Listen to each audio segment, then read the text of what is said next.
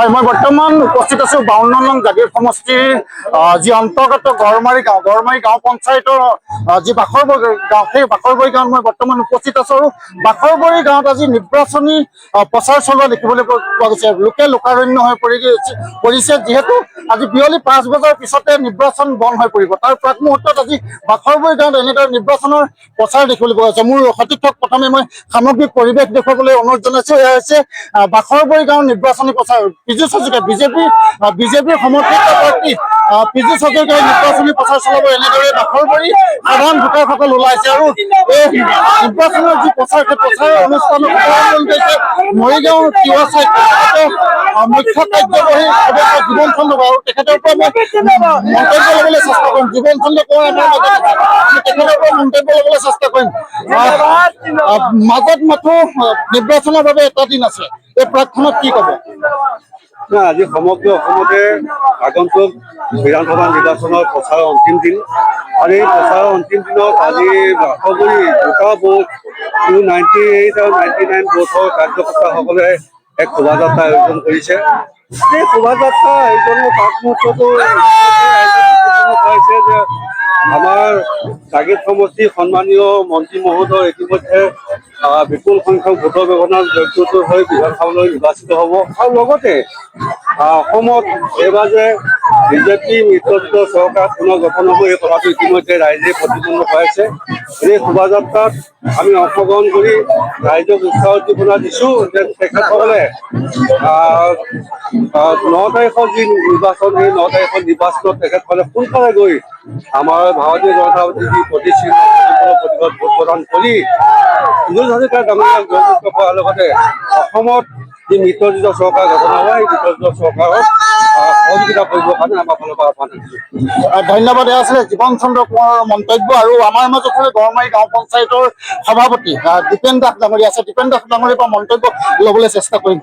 কি ক'ব? আজি লোকে লোকাৰণ্য হৈ গৈছে, আজি অন্তিমটো প্ৰচাৰ, যিহেতু বিয়লি 5 বজাৰ পিছতে প্ৰচাৰ বন্ধ হৈ পৰিব। এই প্ৰাকখনত আপুনি কি ক'ব?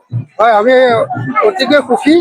বিশেষকৈ বিগত 10টা বছৰত অসমৰ যিখন সৰ্বকালৰ যি জনপ্ৰিয় চৰকাৰ ভাৰতীয় জনতা পাৰ্টি আৰু অসম গণ পৰিষদ BPFৰ লগ লাগি চৰকাৰে যিখিনি উন্নয়ন সাধন কৰিলে, তাৰে প্ৰতিফলন স্বৰূপে অসমতো নৰেন্দ্ৰ মোদীৰ যি আদৰ্শ বা ভাৰতীয় জনতা পাৰ্টিৰ যি আদৰ্শ সবকা সাথ সবকা বিশ্বাস লৈ যি উন্নয়নৰ ৰাজনীতি কৰিবলৈ গৈ আছিলে, আজি সকলো ৰাইজে বুজি পাইছে যে অসমখনৰ এটা সমাংগিক উন্নয়নৰ হৈ গৈ আছে।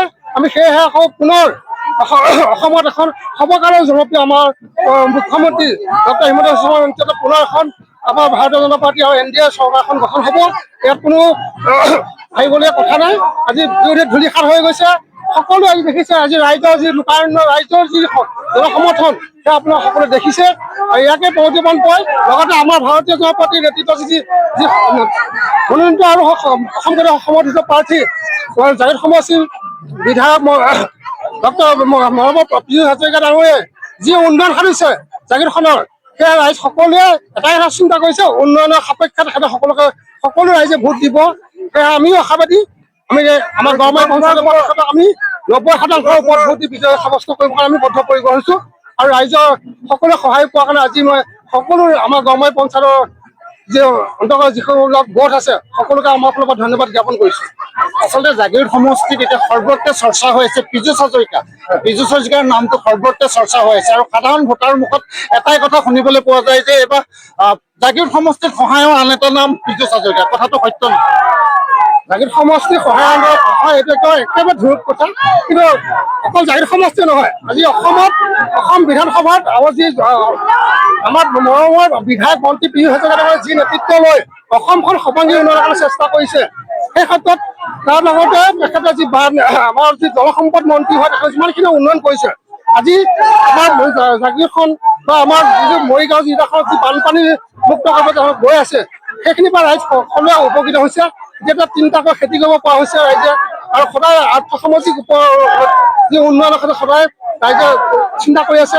আৰু বিশেষকৈ আমি ব্যতিক্ৰম বুলি কৈছোঁ যে আপোনালোকে কৈছে যে জাগীৰ সমষ্টিত মন্ত্ৰী ডাঙৰীয়াই যিখিনি পদক্ষেপ ল'লে, যে ছেমি কণ্ডাক্টৰ, মুখ্যমন্ত্ৰী হিমন্ত বিশ্ব শৰ্মা ডাঙৰীয়া আৰু পি হাজৰিকাৰ যি মণিকাঞ্চন সংযোগত অসমৰ যি মন্ত্ৰীসভাৰ নেতৃত্বত তেখেতলোকে যি চিন্তা আহি থকা নৱপ্ৰজন্মক তেওঁলোকৰ সুৰক্ষা তেওঁলোকৰ স্বাৱলম্বী কৰিবৰ কাৰণে আমাৰ যি নিয়োগৰ কাৰণে যি ছেমি কণ্ডাক্টৰ আনিলে তাৰ বাবে সকলোৱে সুখী পি হাজৰিকাক সেইটো কাৰণে বেছিকৈ ধন্যবাদ দিব লাগিব।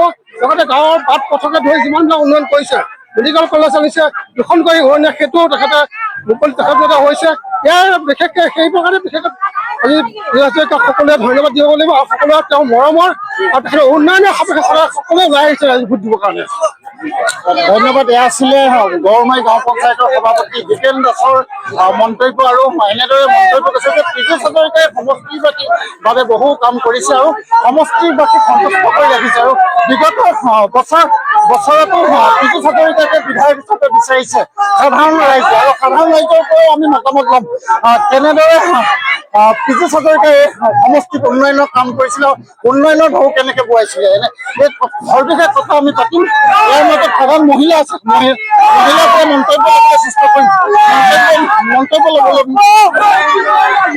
কি ক'ব পীযুষ হাজৰিকা ডাঙৰীয়াৰ সমষ্টি যিহেতু জাগিৰোড 52 নং জাগিৰোড বিধানসভা সমষ্টি এইবাৰ পীযুষ হাজৰিকা কিমান ভোটত জয়ী হ'ব বুলি আপুনি দিয়া বিশ্বাস? 99-100% ভোট দিব পাৰিম বুলি আমি মানে আমাৰ ৱাৰ্ডত ভাবিছো।